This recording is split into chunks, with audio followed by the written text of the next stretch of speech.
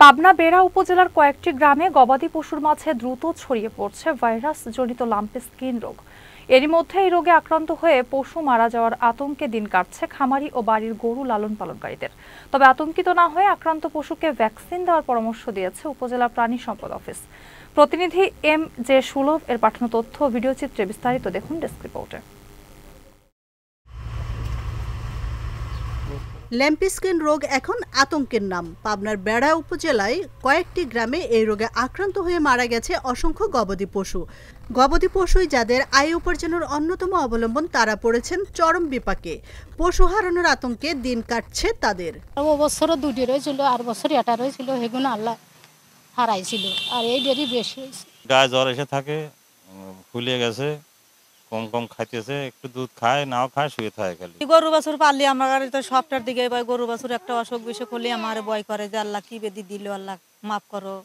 আমরা সব সময় ভয়ের মধ্যেই থাকি। সরকারিভাবে মনে করেন এর যদি চিকিৎসাটা দিত, কোনো ভ্যাকসিন দিত, তাহলে তো আমার একটু উপকার হতো। চিন্তার ভিতরে আছি ভাই, এত গরু পালি আমরা কষ্ট মষ্ট করিয়ে খাইতে খুঁটিয়ে খাই, এটাই সম্পদ আমার গাড়ি। আমরা গৃহস্থ লোক, আমরা তো কৃষক লোক, আমরা তো পাবোই সরকারের কাছে, কিন্তু সরকার তো আমার দিতেছে না জিনিসটি।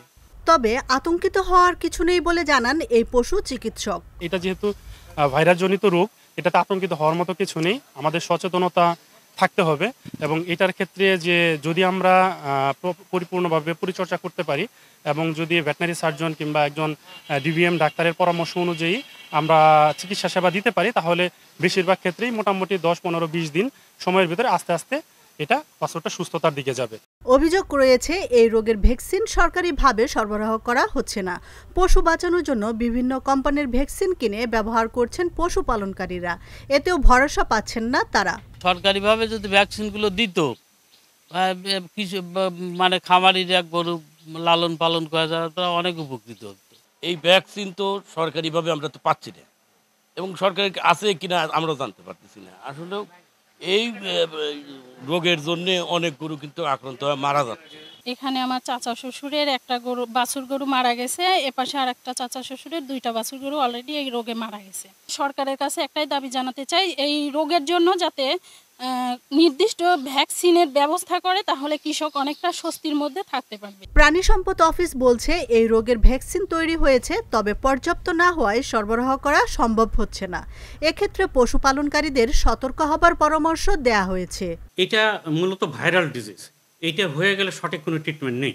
এই জন্য আমরা আক্রান্ত যে গবাদি পশুগুলো আমাদের হাসপাতালে যেগুলো আসে, আমরা এদেরকে প্রাথমিক ট্রিটমেন্টের ব্যবস্থা করছি, প্লাস এদেরকে সতর্ক করা হচ্ছে। আমাদের প্রাণী সম্পদ দপ্তর অলরেডি ভ্যাকসিন আবিষ্কার করে এটা ল্যাব পর্যায়ে আছে, এটা সংখ্যা বৃদ্ধি করতেছে। কারণ সারা বাংলাদেশে কয়েক কোটি ভ্যাকসিন আপনাকে সাপ্লাই দিতে হবে, এর সংখ্যা বৃদ্ধি করার কাজ চলতেছে। অলরেডি আমরা আশা করতেছি যে আগামী হয়তো 2-3 মাসের মধ্যে ভ্যাকসিনটা আমরা পেয়ে যাব।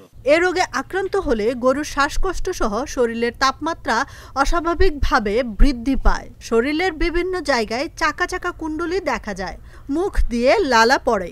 এ ধরনের উপসর্গ দেখলেই পশু চিকিৎসকের শরণাপন্ন হওয়ার পরামর্শ দিয়েছে প্রাণী সম্পদ অফিস। আশরাফুন নাহার মালা, চ্যানেল এস নিউজ ডেস্ক।